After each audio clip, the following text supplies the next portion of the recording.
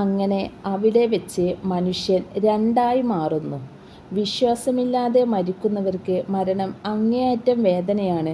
മലക്കുകൾ വിളിച്ചു പറയും, പുറത്തു വരൂ ദുഷിച്ച ആത്മാവേ.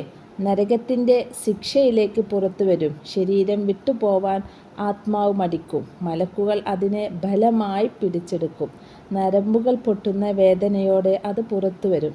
എന്നാൽ ഒരു സത്യവിശ്വാസിയുടെ മരണം നബി സല്ലല്ലാഹു അലൈഹി വസല്ലമ തങ്ങൾ പറഞ്ഞത് ഇങ്ങനെയാണ്: ഒരു പാത്രത്തിൽ നിന്ന് വെള്ളം ഒഴുകുന്നത് എങ്ങനെയാണോ അതുപോലെയാണ് ഒരു സത്യവിശ്വാസിയുടെ മരണം സംഭവിക്കുന്നത്. നിങ്ങൾ അള്ളാഹുവിനെ കീഴ്പ്പെട്ടവരാണെങ്കിൽ പ്രകാശത്തിൻ്റെ രൂപത്തിലുള്ള മലക്കുകളെ നമ്മൾക്ക് കാണാൻ കഴിയും.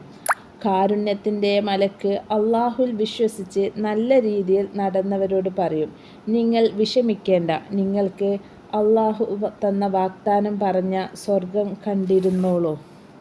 മലക്കുകൾ ആ നല്ല ആത്മാവിനെ സ്വർഗത്തിൽ നിന്നുള്ള പട്ടുതുണിയിൽ പൊതിയുന്നു. കസ്തൂരിയേക്കാൾ നല്ല സുഗന്ധം അതിൽ നിന്ന് വരുന്നു.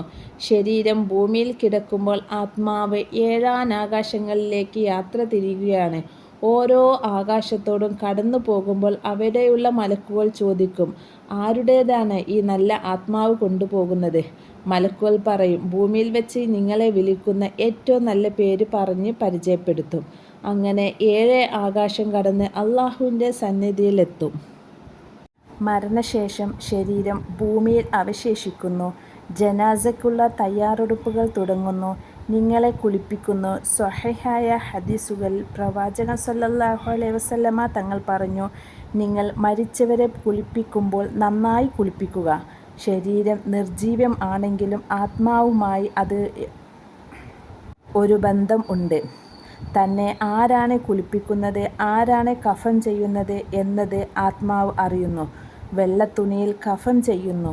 തുന്നലുകൾ ഇല്ലാത്ത ലളിതമായ വസ്ത്രം. ഇന്നലെ വരെ മണിക്കൂറോളം വസ്ത്രം തിരഞ്ഞെടുത്ത നമ്മൾ ഇന്ന് വെറും 3 കഷ്ണം തുണിയിൽ ചുറ്റപ്പെടുന്നു. അങ്ങനെ നമ്മുടെ ശരീരം മറവ് ചെയ്യാൻ വേണ്ടി മയ്യത്ത് നമസ്കാരത്തിനുള്ള തയ്യാറെടുപ്പിൽ നിൽക്കുകയാണ്. ഇൻഷാ അല്ലാഹ് ബാക്കി ഭാഗം അടുത്ത വീഡിയോസിൽ പറയാട്ടോ. എല്ലാവരും വീഡിയോ ഒന്ന് സബ്സ്ക്രൈബ് ചെയ്ത് കൂടെ കൂടിക്കോളും. ഇതിൻ്റെ മുന്നത്തത് കേട്ടിട്ടില്ലാത്തവർ ഇന്നലത്തെ വീഡിയോയിൽ ഇട്ടിട്ടുണ്ട്, അത് നോക്കിട്ടോ ഇൻഷാ അല്ലാഹ്.